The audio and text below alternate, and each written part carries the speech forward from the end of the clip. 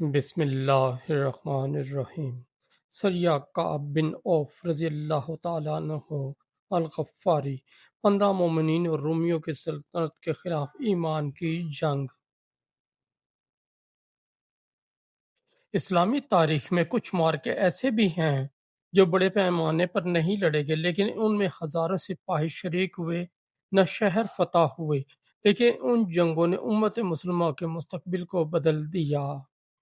یہ کہانی ہے ایسے ہی ایک معرکے کی جہاں صرف 15 مومنین تھے، مگر ان کے دل اللہ کی رضا اور شہادت کی تمنا سے لبریز تھے۔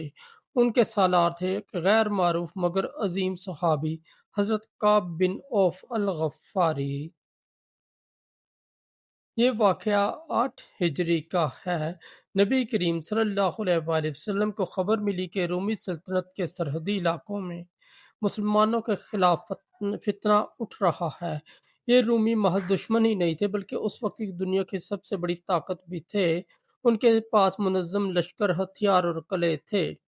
مدینہ کی اسلامی ریاست ابھی تازہ جنگ خیبر حدیبیہ اور فتح مکہ جیسے بڑے مراحل سے گزر چکی تھی، مگر رسول اللہ صلی اللہ علیہ وآلہ وسلم نے کبھی بھی اندرونی یا بیرونی خطرات کو نظر انداز نہیں کیا۔ چنانچہ آپ نے حضرت کعب بن عوف کے ساتھ 15 منتخب صحابہ کرام کو چھوٹے لشکر کی قیادت سونپی۔ ان کا مشن تھا دشمن کی نقل و حرکت کا جائزہ لینا، خطرات کا اندازہ لگانا اور اگر ضروری ہو تو جوابی کارروائی کرنا۔ یہ جگہ تھی دارالروم، جو کہ موجودہ فلسطین میں واقع ایک تاریخی مقام ہے۔ اس وقت یہ رومیوں کے زیر اثر تھا۔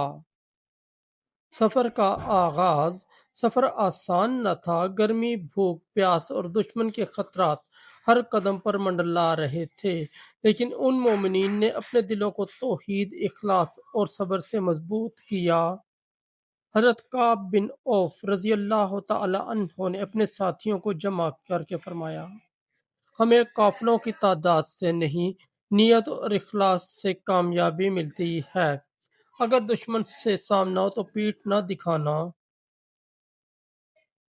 اور اگر شہادت نصیب ہو تو وہی اصل کامیابی ہے۔ دشمن سے ٹکراؤ۔ جب یہ مختصر سا لشکر دارالروم پہنچا تو رومیوں اور ان کے مقامی حمایتی قبائل کو مسلمانوں کی موجودگی کی خبر ہو چکی تھی۔ دشمن نے موقع غنیمت جانا اور اچانک حملہ کر دیا۔ رومیوں کی تعداد کئی گنا زیادہ تھی۔ ان کے پاس گھوڑے، زرہیں، تیر انداز اور شمشیریں تھیں، مگر مسلمانوں کے پاس تھا یقین، جذبہ اور آخرت کا یقین۔ ایک شدید اور یک طرفہ نظر آنے والی جنگ شروع ہوئی، مگر حضرت کعب بن عوف اور ان کے ساتھی شیر کی طرح دشمن پر ٹوٹ پڑے۔ تلواریں چمکنے لگیں، تکبیر کی صدائیں گونجنے لگیں۔ شہادت کا لمحہ۔ حضرت کعب بن عوف دشمن کے بیچوں بیچ گھس چکے تھے، وہ ایک طرف اور ان کے باقی ساتھی ایک طرف۔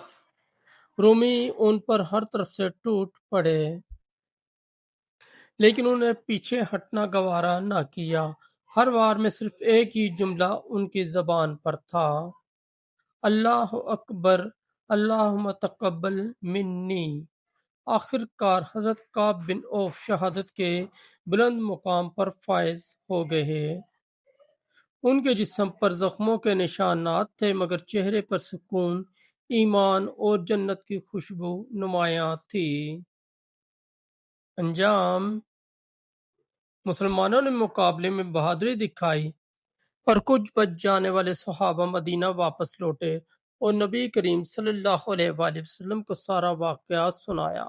رسول اللہ صلی اللہ علیہ وآلہ وسلم کو جب حضرت کعب کی شہادت کی خبر ملی تو آپ نے فرمایا، اللہ تعالیٰ نے ان کو مقام کو بلند فرما دیا، وہ اپنے خون سے جنت کے راستے پر چل پڑے ہیں۔